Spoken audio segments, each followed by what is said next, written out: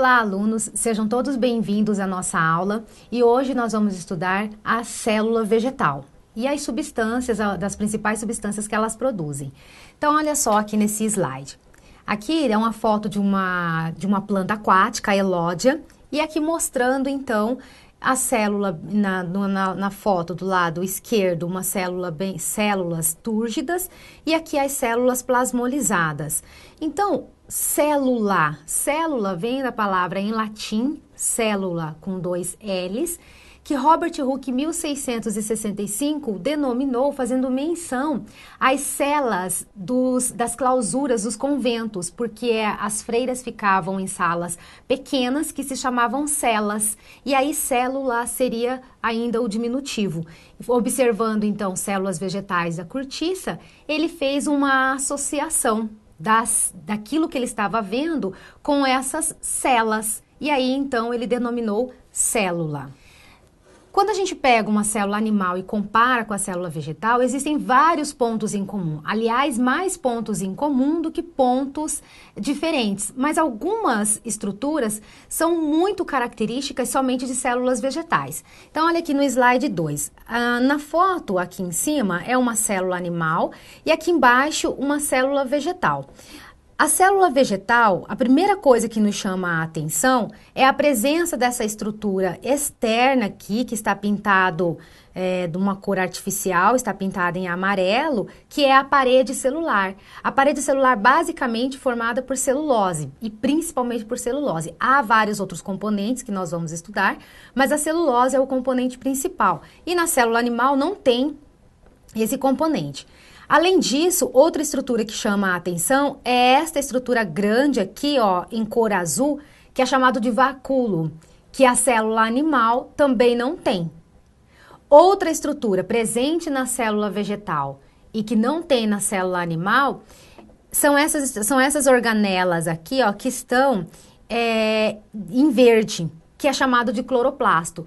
Na verdade, aqui está esquematizado apenas o cloroplasto, mas existem vários outros plastídeos ou plastos também. Mas, de qualquer forma, na célula animal não tem nenhum. Não tem nem cloroplasto e nenhuma outra forma de plastídeo.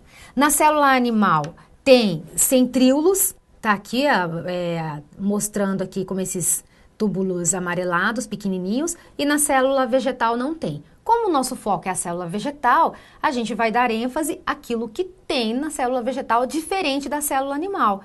Porque em citologia a gente já estuda todos os componentes de uma célula basicamente composta nos organismos animais. Ok? Então, olha só, didaticamente falando, a gente pode dividir a constituição geral da célula em duas grandes partes. Então, tá aqui no slide 3, olha só. O protoplasto e a parede celular. O protoplasto, ele é formado pelo citoplasma e pelo núcleo. E aí, a parede celular é aquilo que está delimitando, então, a membrana plasmática e todo o conteúdo citoplasmático. O citoplasma é uma estrutura viscosa, bastante complexa, e é aqui que vai abrigar todas as organelas, todos os sistemas de membranas e todas as estruturas também ditas não membranosas. E também está presente o vacúolo, que é aquela cavidade cheia de líquido. O restante a gente chama de matriz citoplasmática, que no caso é o citossol. Várias vezes a gente usa citoplasma e citossol de forma como sendo sinônimo, e está correto. Algumas células vegetais não apresentam a parede celular, como por exemplo células de endosperma, né, quando está na formação dos embriões.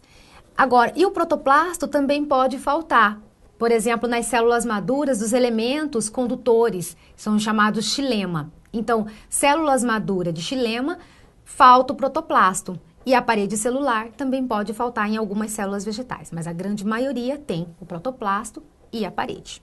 Então, aqui sintetizando, a parte que delimita, no slide 4, a parte que delimita a célula é a parede celular e o conjunto, então, de todas as estruturas citoplasmáticas e do núcleo, nós chamamos de protoplasto, ok? E aqui o restante, então, é o citossol. Então, vamos ver as organelas e as estruturas que estão presentes nesse citoplasma. Então, tá aqui o esquema da célula novamente, e aqui uma relação das estruturas. A primeira delas, o vacúolo, Aí os plastídeos, vocês encontrarão o termo também plastos, os termos são sinônimos, plastos e plastídeos significam a mesma coisa. Os microcorpos, que são de dois tipos, os peroxissomos e os glioxissomos. O citoesqueleto, com os microtúbulos e os microfilamentos. Aí o complexo de Golgi, as mitocôndrias, ribossomos, retículo endoplasmático e então o núcleo, né, que já são estruturas que tem em ambas as células animais e vegetais. Chamando a atenção aqui para esses microcorpos, os microcorpos, eles são estruturas de tamanho um tanto quanto variável, eles são em geral cilíndricos e tem uma única membrana e dentro, essa membrana, ela delimita grânulos de proteínas. E aí, os peroxissomos estão relacionados com a fotorrespiração celular. E os glioxissomos estão relacionados com a germinação de sementes oleaginosas, como o girassol, como o amendoim, como o coco da Bahia. E além disso, ele atua de uma forma única na conversão de ácido graxo em carboidrato. Atenção, isso não acontece em célula animal, somente célula vegetal que faz essa conversão. E a organela que faz isso é o glioxissomo.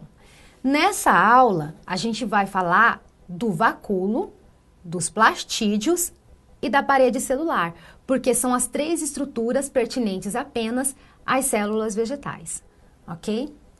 Então, vamos lá. O vacúolo. Aqui nessa foto, isso aqui é uma foto da folha de tabaco. E a primeira vez, quando a gente bate o olho nessa foto, a gente logo pensa que o vacúolo é essa estrutura central escura. Mas, na verdade, não. Essa estrutura central aqui, na verdade, é o núcleo celular que está suspenso aqui por esses filetes citoplasmáticos, que são essas projeções. Estão vendo aqui, ó, essas projeções estão suspendendo aqui o núcleo celular. E aí, essas estruturas maiores, aqui ó, 1, 2, 3, 4, bem grande, outra menor aqui, são os vacúolos. No caso do tabaco, o vacúolo, ele tem um grande papel para armazenar a nicotina, mas daqui a pouco a gente comenta um pouco mais sobre isso. De uma forma geral, o principal componente do vacúolo é a água. 90% é água, mas ele armazena também sais orgânicos, inorgânicos, aminoácidos, potássio, sódio, cálcio, enfim. Ele junto com a água traz aí consigo uma série de outras substâncias e moléculas.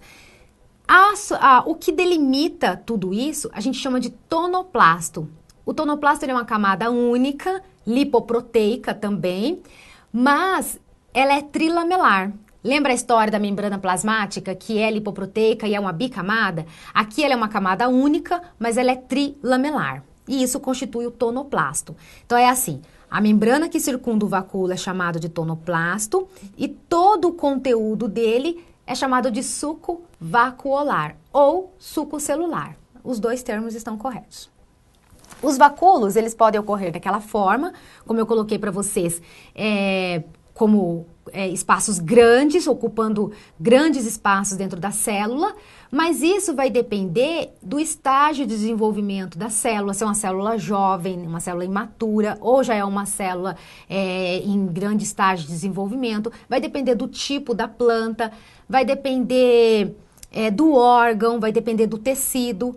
Por exemplo, nessa foto aqui, ó, aqui é um meristema da raiz de cebola, mostrando inclusive as divisões celulares, e todas as células aqui mostradas são células meristemáticas, ou seja, aquelas células que ainda vão se desenvolver e se diferenciar em outro tecido, são células totipotentes. Essas células, elas não têm um único vacúolo ou poucos vacúolos grandes, como na foto anterior. Então aqui, como estágio fisiológico de desenvolvimento dela, ela ainda é caracterizada por uma célula imatura, então ela tem vários vacúolos pequenos. E esses vacúolos pequenos vão se fusionar e dar origem a vacúolos maiores. Então eles se fundem durante a diferenciação celular. Então, vacúolos pequenos e numerosos estão presentes em células imaturas, como as meristemáticas, e vacúolos maiores vão estar presentes em células maduras. Então, tá aqui o esquema no slide 8, o esquema de uma outra célula vegetal. Então, tá aqui os cloroplastos, a parede celular e essa grande bolsa, então, que é o vacúolo. Então, vou clicar aqui, ó, para a gente ver uma relação das substâncias presentes dentro dessa estrutura.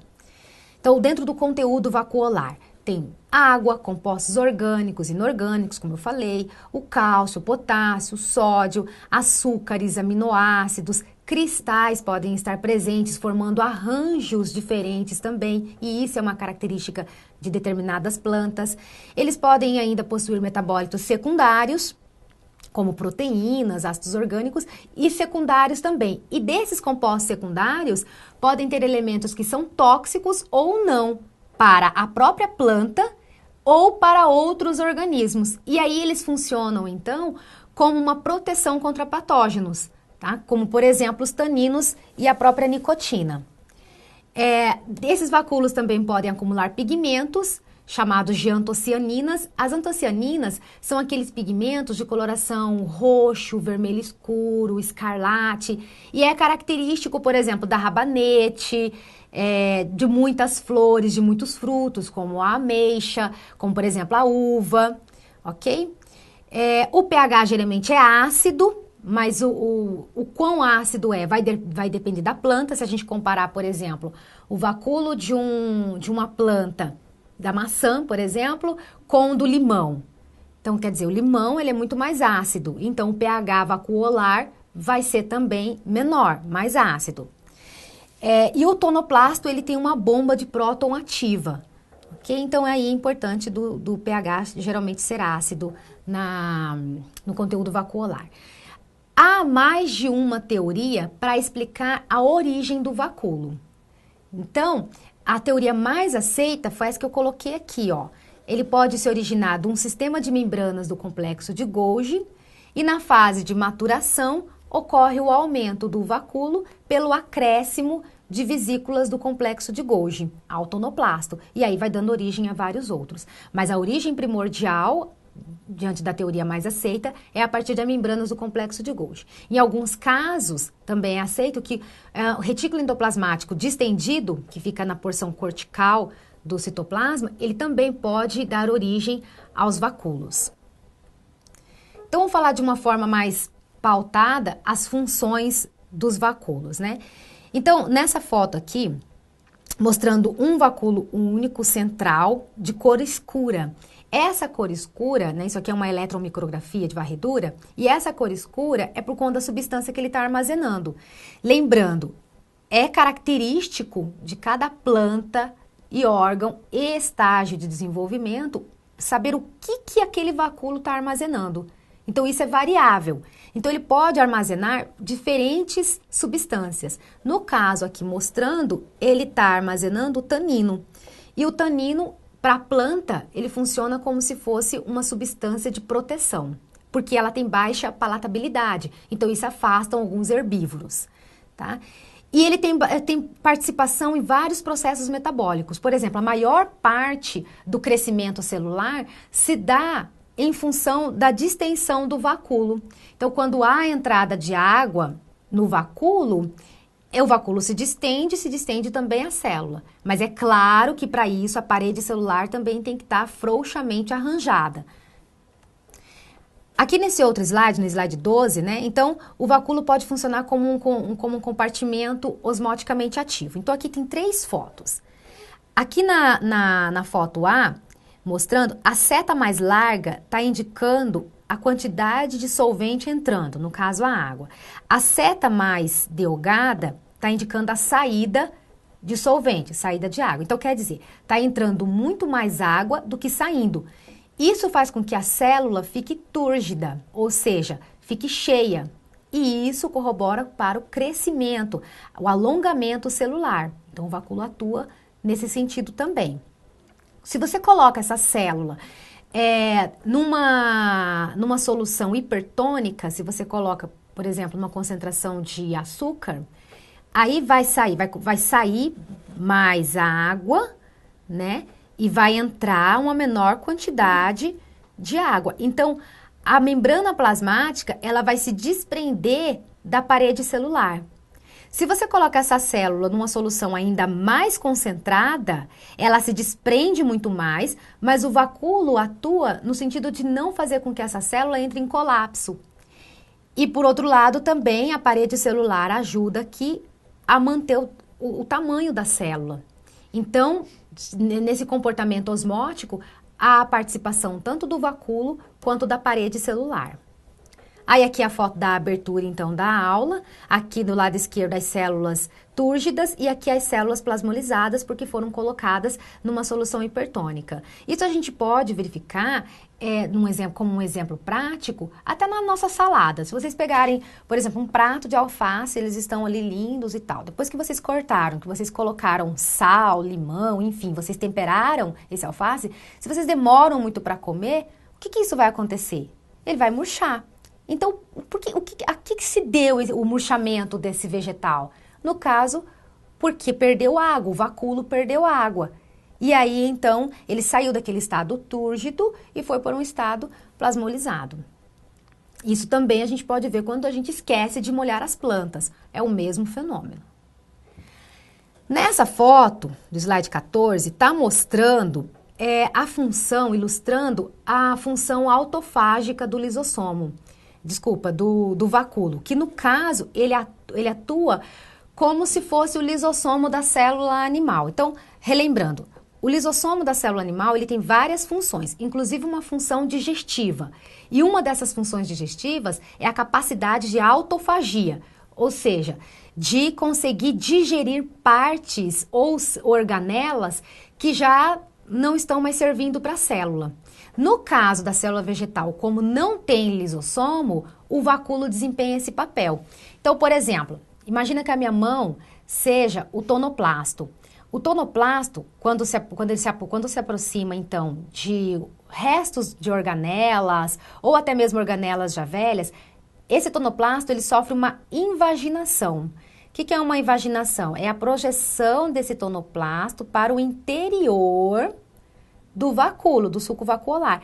Essa invaginação aqui, ó, traz para perto aqui aquilo que o vacúolo quer englobar. Então, ele invagina, traz, digamos que seja uma mitocôndria que não está sendo mais utilizada. Ela entra, por trás o tonoplasto se fecha e ali existem enzimas digestivas.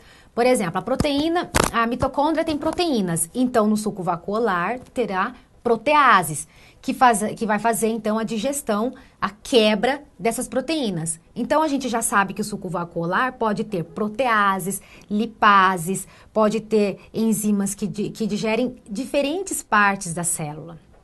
E aí ele então pode ser considerado parte do sistema lisossômico de uma célula vegetal. Ok? Essa daqui é uma foto de endosperma da semente de mamona, e aí aqui está mostrando vários microvacúolos. Esses microvacúolos estão armazenando grãos de aleurona. Então, quer dizer, aqui já está diferente. Os vacúolos, eles, apesar da célula ser madura, mesmo assim ainda tem vários pequenos vacúolos. Então, a quantidade do vacúolo é variável, o tamanho do vacúolo também é variável e o que ele vai armazenar também é variável, dependendo da planta, do tipo de órgão, do estágio de desenvolvimento. Ok? Então, ele armazena e pode também digerir.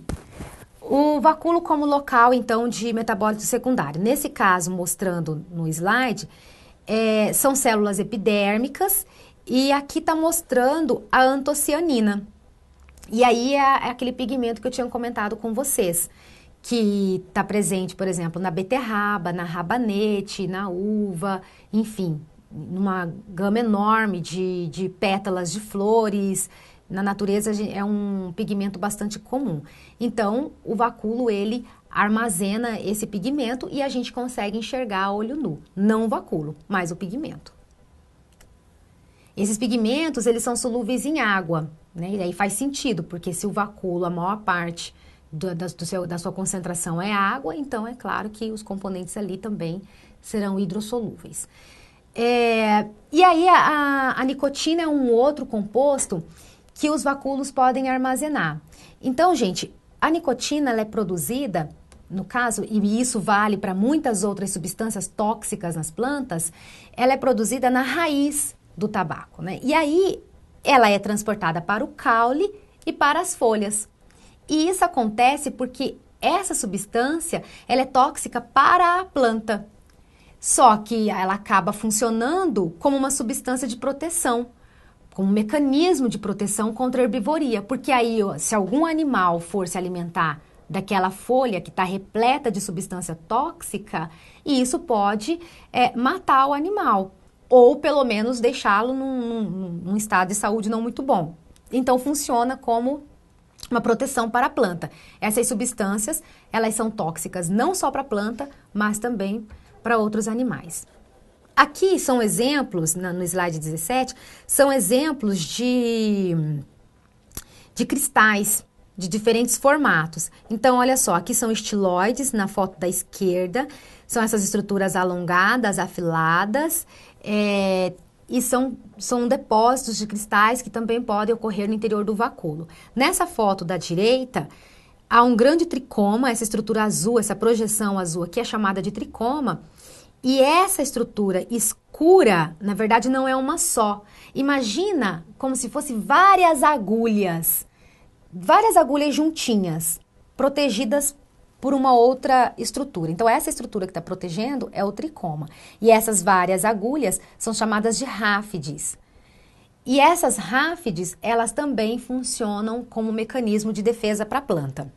Olha só, gente, todas essas substâncias que eu estou dizendo, ráfides, até mencionei drusa também, estiloide, antocianina, enfim, tudo isso é proveniente do trabalho da célula, do metabolismo celular.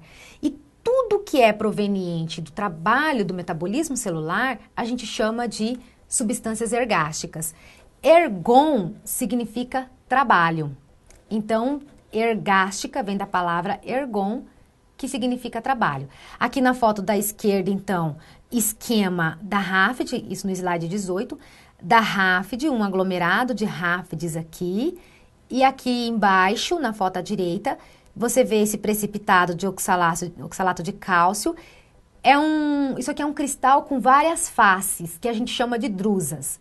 E aqui é um outro aglomerado de cálcio, de cristais, num formato globoso, mas que também são cristais, também são precipitados. E essas substâncias, em geral, funcionam como mecanismo de defesa para as plantas. Então, olha só, essas substâncias ergásticas, elas estão basicamente no interior dos vacúolos. Então, que faz parte daquele armazenamento, né, com a função de armazenamento dos vacúolos. Mas elas podem estar localizadas também dispersas no citoplasma ou ainda num outro grupo de organelas que são os plastídeos, que é a próxima que a gente vai falar daqui a pouquinho. Então, o que são substâncias ergásticas? São todas aquelas substâncias provenientes do metabolismo da célula. Perfeito? Qual que é a função delas? Das mais diferentes possíveis. Olha, vai depender. Se a substância ergástica é um pigmento, então vai estar associado ou com a atração de polinizadores, ou se ela pode atuar como um mecanismo de defesa para a planta, enfim, ou uma substância de reserva, o próprio amido concentrado na mandioca, na batatinha, né, que é a batata inglesa. Esse amido todo, a gente chama de uma forma geral, todas essas substâncias, de substâncias ergásticas. Na aula prática, a gente vai visualizar algumas delas. Além disso, elas podem estar localizadas também na parede celular, tá? E aí solto no citoplasma, conforme eu falei, ok? Elas podem estar também localizadas em células diferentes das demais, que a gente chama de idioblastos. Como biologia costuma ter muitos nomes e botânica não é diferente, a minha orientadora, ela fazia uma brincadeira assim, que o aluno nunca esquecia. Por exemplo, o que é uma pessoa idiota? Uma pessoa idiota é uma pessoa diferente das demais. Perfeito. Então, o que é um idioblasto? É uma célula idiota, é uma célula diferente das demais. É claro que esse idiota é na brincadeira, porque esse idioblasto tem uma extrema importância para as células, tá? Falando isso, os alunos nunca esquecem. Você não pode escrever na prova que idioblasto é uma célula idiota, tá? Isso não pode. Então, olha só. Nessa foto aqui tá mostrando látex, né? E aí, presente nesse caso, em idioblastos e são substâncias ergásticas. Aqui, numa única célula também, né, essa substância amarela são substâncias oleaginosas. E aí aqui na foto à direita, várias drusas. E aqui dentro, essas estruturas mais clarinhas, arredondadas, são corpos de amido, ok? E aí aqui então um detalhe de drusas, que são esses cristais que se juntam, formando, que ficam com várias pontas, várias faces, que a gente chama de uma forma genérica de drusas. Aqui em cima, no slide 21, aqui outras drusas. Aqui as ráfides. Todas essas fotos são de eletromicrografia de varredura, tá? Esse aqui é um cristal estiloide e aqui um cristal prismático. No cantinho aqui direito, um cristal prismático. Então, tem vários formatos de drusas, ok? Várias formas que esses oxalatos e carbonatos de cálcio podem precipitar. Então, eles adquirem diferentes formatos. E, em grande parte, atuam na defesa da planta. Uma curiosidade para vocês. Naquela planta, Comigo Ninguém Pode,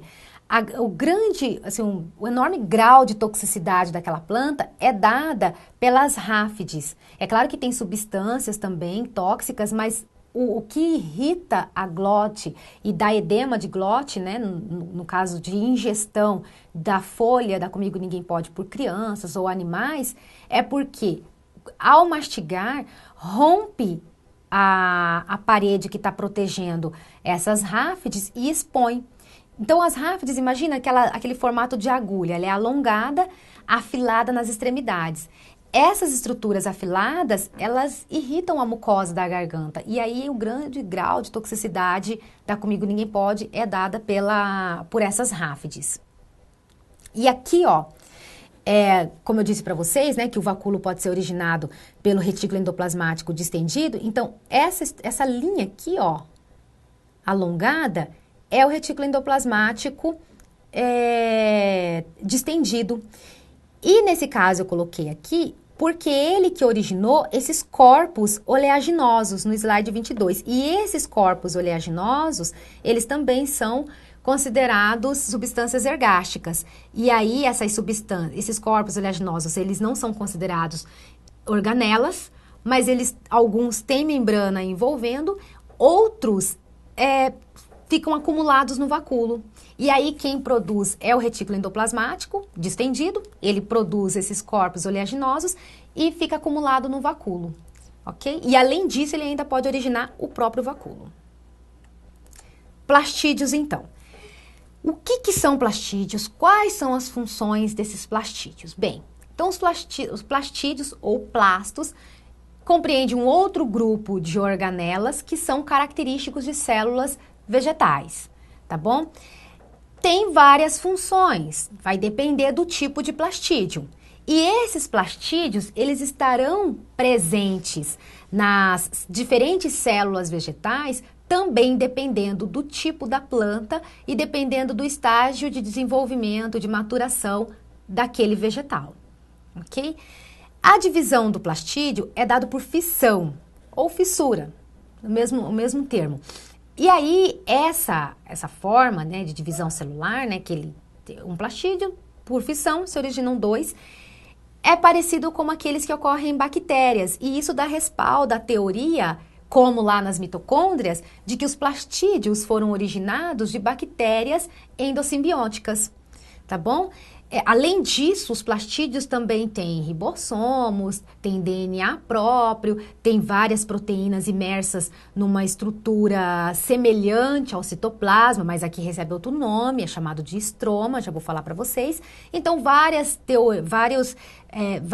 características desses plastídeos corroboram com essa teoria. Não vou falar muito dessa teoria porque é a mesma teoria que fala da origem das mitocôndrias, tá bom? Então, ele tem DNA próprio, tem ribossomos próprios, e isso é importante porque ele produz as suas próprias proteínas, ou seja, ele tem uma certa independência do núcleo celular.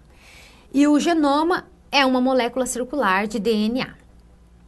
Do que é formado? Qual que é a constituição de um plastídeo, então? Então, ele tem um envoltório, uma membrana externa, outra membrana interna, então é uma dupla membrana, E aí, no interior, tem um complexo de membranas chamadas de tilacoides. No caso do plastídio mais famoso que se tem, que é o cloroplasto, esses tilacoides, eles armazenam o pigmento verde, que é a famosa clorofila, que é aquela responsável, então, pela conversão, né, da energia luminosa, energia química, aquela história que vocês verão em fisiologia vegetal. E o estroma, que é uma matriz homogênea. Então, eu tenho a membrana externa, vou mostrar a foto daqui a pouco. Então, eu tenho uma membrana externa, membrana interna e um conjunto de membranas chamadas de tilacoides imersos nesse estroma. Existem alguns tipos principais de plastídeos ou plastos. Então, tem a forma precursora, que é chamada de proplastídeos, os plastídeos coloridos, que são os cromoplastídeos. O cloroplasto é colorido, não é? Ele é verde. Então, ele pode ser considerado um tipo de cromoplasto, tá? Então, o próprio nome fala, cromo vem de cor. Então, ele contém pigmentos, ele armazena pigmentos. E aí, a possível função deles é a atração de polinizadores, dispersores das sementes. O leucoplasto, leuco significa incolor, eles têm outra função. A função deles, em geral, é armazenamento de substâncias como o amido, como óleos, como proteínas.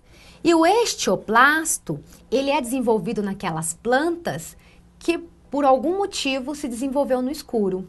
E aí, o cloroplasto, por não ter luz, ele não tem o incentivo para formar o cloroplasto, e aí, então, é formado o estioplasto, ok? Então, o plastídio precursor, que é o proplastídio ou o proplasto, ele é precursor de todos os outros plastídeos que eu mencionei aqui. Eles são muito pequenos, não tem cor, e se tem, é um verde bem clarinho, e tem poucas membranas internas. Lembra daquela história dos tilacoides? Ele não tem os tilacoides bem desenvolvidos. Ele tem um sistema de membranas bem pouco, né? Bem pouco desenvolvido. Ele pode ser chamado até como corpos prolamelares, né? Que ele que vai dar origem aos tilacoides mesmo. E aí, onde que vão ocorrer, então? Esse caso de plastídio, esse exemplo de plastídio, ele vai ocorrer em células imaturas ou células que não atingem, não receberam ainda luz, como, por exemplo, a oosfera, que é aquela célula responsável pela reprodução, que está lá dentro do óvulo, né, protegidinha ali dentro do ovário da flor. E também células meristemáticas. Lembra quando eu falei dos vacúolos pequenos e numerosos e mostrei um tecido da raiz de cebola? Então, naqueles tecidos, a gente não vai encontrar plastídeos desenvolvidos, a gente vai encontrar formas precursoras dos plastídeos, que é o proplasto ou proplastídeo. Esses plastídeos, eles podem se transformar, se converter de uma forma em uma forma para outra. E isso é chamado de teoria da interconversibilidade. Então tá aqui um esqueminha no slide 26, então tá assim, ó. Então tá aqui o proplastídeo, tá vendo? Ele é precursor de todos os outros.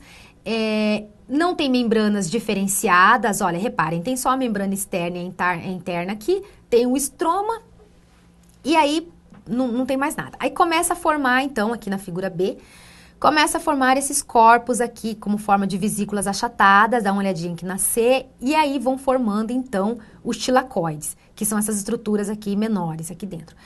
O cloroplasto, então, formado, maduro, na direção da seta, é esse daqui. O cromoplasto, ele pode originar um cromoplasto, um outro cromoplasto. Por exemplo, um cromoplasto que armazena, por exemplo, carotenoides. E aí, esse cromoplasto que veio do cloroplasto, ele pode voltar a ser cloroplasto.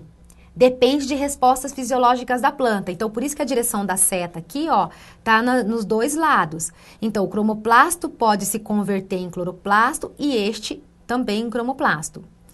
Esse cromoplasto também pode passar a armazenar substâncias nutritivas, como no exemplo aqui, amido. Se esse plastídio armazena amido, ele é chamado de amiloplasto. E aí, então, o cromoplasto pode se converter em um amiloplasto E o inverso não é verdadeiro. O amiloplasto pode se converter num cromoplasto. Porém, esse proplastídeo, ao invés de fazer todo esse percurso, ele pode também diretamente originar um amiloplasto, quer dizer, vários amiloplastos, e originar também os cromoplastos, ok? E também o amiloplasto pode originar um cloroplasto, ok? E o cloroplasto pode passar a ser um plastídeo de reserva de nutrientes também. E aí ele pode também ser convertido, ser transformado no amiloplasto. Então, por isso que fala a teoria da interconversibilidade, ou seja, um é conversível no outro, é convertido no outro. Aqui o exemplo tá amiloplasto, mas pode ser um outro leucoplasto. É meio confuso, né? É muito plasto, mas dá para entender, ok? Olha lá o cromoplasto, então. Então, como eu disse, né? Então, cromo vem da palavra croma, que é cor. E aí ele possui outros pigmentos, né? Que no caso pode ser a clorofila, mas que pode não ser também a clorofila. E aí, como no caso dos carotenoides, que aí dá cor aos vegetais, de amarelo, alaranjado, alguns tons de vermelho. Então, quando a gente está observando uma planta no microscópio, em corte, e a gente vê esses pigmentos, aí só um estudo detalhado para a gente saber onde que aquele pigmento está armazenado. Se é no vacúolo, se é no plastídeo, se ele está solto em idioblastos. Então, isso requer estudos mais detalhados. Agora, muitos vegetais já foram descritos. E aí é só a gente recorrer à literatura que a gente já sabe. Ah, então a cor da beterraba eu sei que é do vacúolo. A cor da cenoura eu sei que é porque está presente em plastídeo. E assim vai indo, tá? Então, muitos vegetais já foram descritos, já foram estudados. Então, tá aqui, ó. Um slide mostrando, aqui no slide 28, né? Então, a seta está mostrando os pigmentos amarelados e avermelhados que estão presentes nos diferentes cromoplastos de uma célula. E o cloroplasto, que é o personagem principal aqui desses plastídeos, eles estão principalmente localizados nas folhas. Por que nas folhas? Porque as folhas é a sede principal da fotossíntese. É claro que existem caules que são verdes e esses caules realizam fotossíntese, mas o principal órgão sede da fotossíntese é a folha. Então, olha só, aqui na foto, na figura 29, no slide 29, tem a fotinha aqui de uma planta. Aí, puxando a setinha para uma folha, aqui estão os tecidos dessa folha. Quando a gente olha esses tecidos mais de perto, a gente pode verificar vários cloroplastos no interior dessa célula, são as estruturas esverdeadas. Se a gente der mais um zoom, aumentar essa estrutura verde aqui, a gente verifica o cloroplasto. Aí vamos lá, a parte externa é a membrana externa, a parte interna aqui é a membrana interna, e aí aqui as membranas formando o tilacoide, que tá aqui aumentando na figura D, ó, tá vendo o sistema de membranas aqui, ó? E nesse tilacoide é que vai estar presente a clorofila. Agora, atenção para uma coisa. O conjunto de tilacoides, ele forma um granum. E o conjunto de vários granum, então tá em latim, o plural fica grana, tá? Então, uma pilha, granum, várias pilhas, grana. Essa organela, ela é a caixa energética da célula vegetal, né? Então, ela vai produzir ali os carboidratos, né? E vai armazenar temporariamente. Então, olha, como é vamos pensar assim, o caixa forte da célula, por armazenar bastante energia e tal, para vocês memorizarem, pensem assim, digamos que vocês peguem várias moedas, dinheiro mesmo, peguem várias moedas e vão empilhando. Cada moedinha é um tilacoide. Uma pilha de moedas a gente chama de granum. Várias pilhas de moedas, digamos que vocês agruparam várias pilhas de moedinhas de 50 centavos, então vocês têm grana. Então, grana, faz essa relação que vocês não vão se embananar nos termos. E aí, esse tilacoide, essa grana toda fica imersa no estroma, ok? E aí, tanto nos tilacoides quanto no estroma, vai acontecer todas as etapas da fotossíntese. Então, aqui maior o desenho para vocês enxergarem. Então, tá a membrana interna, a membrana externa. Cada uma das membranas aqui é o tilacoide. E aí, várias pilhas de granum, a gente chama de grana. E aí aqui, então, como eu disse para vocês, o cloroplasto é o sítio da fotossíntese, né? Juntamente com a clorofila pode armazenar um pouco de carotenoide, tá bom? E esse granum, esse termo em latim, é por conta da palavra granulo, em português, pra gente, tá bom? Então, você tem o tilacoide, ele pode ficar... o grânum, né? Ele pode ficar como pilhas isoladas, mas eles podem também, eles se intercomunicam. Esses que se intercomunicam é o etilacoide intergrana. Então, tá aqui no esqueminha mostrando. Aqui uma eletromicrografia no slide 32. Então, aqui está mostrando pequenos grãos de amido por conta da atividade de fotossíntese, mas é um armazenamento temporário. Mas lembrando também que esse plastídio tem o seu DNA próprio e eles se dividem por fissão, como as bactérias. E os leucoplastos? Os leucoplastos, eles não têm pigmentos. Então, eles não têm aquele sistema de membranas bem organizado. E aí eles podem armazenar amido, podem armazenar óleo, podem armazenar proteínas. Aqueles que armazenam amido são chamados de amiloplastos. Aqueles que armazenam óleo são chamados de elaioplastos. E aqueles que armazenam proteínas são chamados de proteinoplastos. Então aqui, apesar do leucoplasto estar colorido, aqui na foto do slide 34, na verdade... ele é um leucoplasto, né? E aqui, ó, no centro, essas estruturas pequenas, arredondadinhas, é o amido. E aqui na foto em preto e branco é o cromoplasto. Essas partes escuras aqui é porque não tá corado. Essa parte escura aqui são os pigmentos, tá? Então, o leucoplasto do lado esquerdo e o cromoplasto do lado direito. Os amiloplastos, eles adquirem diferentes formatos de acordo com a deposição do amido. Então, a gente pode dividir o amido, por exemplo, em amido simples e amido composto. O amido simples, ele tem aqui um hilo só. Esse hilo é o ponto que vai dar o crescimento de toda a substância, né, de todo o amido. Então, nesse caso aqui, o hilo ele é excêntrico, porque ele está fora do centro. E aqui o hilo é cêntrico, porque ele está centralizado. E aí tem esse miolinho, que é chamado de hilo, e o crescimento vai se dando ao redor dele, ao redor desse hilo. E assim o amido, então, vai crescendo. E aí aqui o composto, porque tem 2 hilos aqui. Tem mais de um centro de crescimento. Nessa foto ao lado é uma eletromicrografia de varredura, e aí mostrando, então, os amiloplastos, ok? Então, são variações. Aqui, então, diferentes compostos sendo armazenados dentro de plastídeos, tá? Sejam eles cromoplastos ou leucoplastos ou cloroplasto, como está na foto aqui da esquerda superior. Aqui, amido já corado, na foto da direita, vários amiloplastos corados com Lugol. A gente vai ver isso.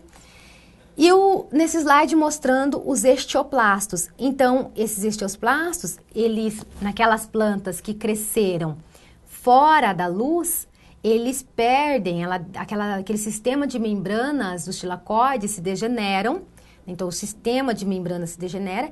E aí forma só esses corpos prolamelar aqui. Se porventura essa planta for posta na luz, esse estioplasto todo indiferenciado pode se diferenciar em um cloroplasto, ok? Então, o estioplasto, ele é um plastídio que cresceu naquela planta, né, que está naquela planta que cresceu fora da luz. Bem, para a gente começar a falar sobre parede celular, a gente tem que falar daquilo que está delimitando o citoplasma, que é a membrana plasmática. Então, como vocês vê isso em citologia, a gente não vai entrar tanto em detalhe. Só quero reforçar que a membrana plasmática é uma bicamada lipídica, também deixa eu mostrar aqui a foto, né? Ela é uma bicamada lipídica, então essas estruturas aqui amareladas são os fosfolipídios. Aqui são proteínas periféricas, mas tem essa em azul aqui que são proteínas transmembranas. Por que transmembranas? Porque ela vai de uma ponta à outra da membrana plasmática e tem carboidrato também. A membrana plasmática, ela medeia transportes de substâncias para que vai entrar ou que vai sair da célula. Ela vai coordenar a síntese e produção de celulose, já que vamos falar da parede, é importante aqui. E ela ainda recebe e transmite sinais hormonais e do ambiente, né? Então, ela está envolvida ali no crescimento e na diferenciação da célula vegetal. Parede celular, então. Eu quero fazer uma pausa rapidinho e aí daqui a pouco a gente volta para falar sobre a parede celular.